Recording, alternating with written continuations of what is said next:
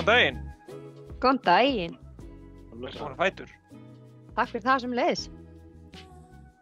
Nú það heimavinnan.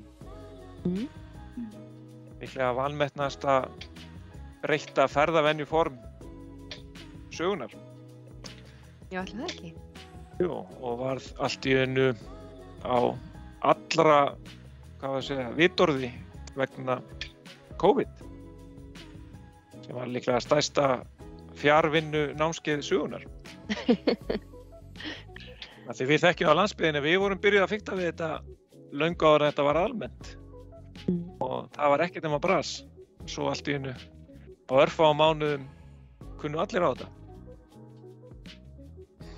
En þetta er ótrúlega stór hluti fólk sem getur þetta, sem í nútíma hagkerfi og samfélagi, að þá er alveg ótrúlega stór hópur sem að vinna svona almenna skrifstofuvinnu og hefur mikla möguleika á að vinna heima. Þetta er rosalega vannýtt. Gæti leyst stóran hluta umferðarvanda þjóðarinnar ef menn myndu spila þetta rétt, og þá er ég ekkert að tala um að menn séu alltaf í heimavinnu, heldur bara kannski öðru hvoru. Einu sinni, tvisvar, þrisvar í viku, einu sinni í mánuði jafnvel, og ef nógu mörg fyrirtæki og stofnanir tæki þátt í því, þá myndum við ná alveg ótrúlega árangri. Það er alltaf svo stór hluti sem í svona vinnu eins og við, sem bara, það eru námsmenn, háskólanemar og skrifstofufólk sem getur nýtt sér. Já, eins og segir, þetta er líka svo sveigjanlegt að sumum hryllir við að fara aldrei út af heimilinu, en náttúrulega þetta er alveg frábært í bland, að blanda þessu saman við hefðbundna vinnumenningu, að þú sést svona tryggja að hittast en eigi möguleikann að gera þetta öðru hvoru, alveg frábær lausn. En því tengt, við ætluðum nú að ræða þessu fundi, við ætluðum að ræða korterið. Korterið er tólið okkar sem við smíðum og tekur þetta allt saman á frábæran hátt. Hérna erum við með korterið okkar góða, alveg ótrúlegt tól. Og þarna hef ég nú bara valið svona venjulegan grensásögur, þar sem eru skrifstofur mínar fyrir sunnan. Og þá sjáum við að græni hringurinn sýnir okkur hvað við komumst á 15 mínútur gangandi. Og þetta er ótrúlega stór partur af borginni. Og þetta eru bara 15 mínútur labb.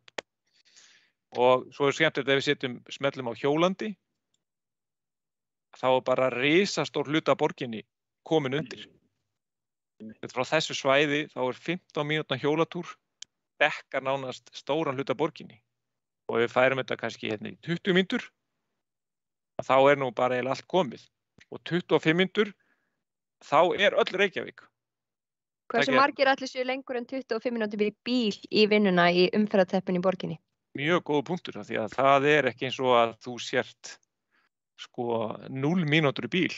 Það tekur drjúgan tíma að koma í bílinn, koma á stað og finna stæði og labba frá stæðinu, gleyma því oft, að við getum það nýtum alltaf lítið.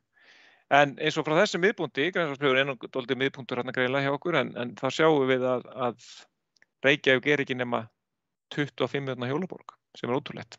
En svo hægt að gera, skoða til dæmis, ef við birtum svo stoppistöðarnar inni, þá fáum við.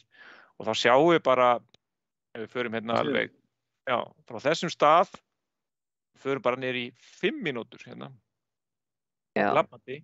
Þá er 10 stoppistöðum miklu meira. Mjög gott aðgengi að stoppistöðum bara í næsta nágrenni. Þetta er geggjað tól og mun vonandi slá í gegn. Mjög góður fundur. Þú var mjög góð fundur. Já, þetta er besti fundur sem ég verið á. Það er ekki. Jú. En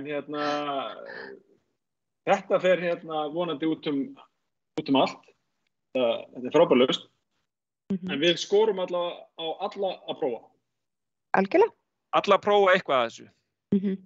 Ekki gera ekki neitt. Ekki gera ekki neitt.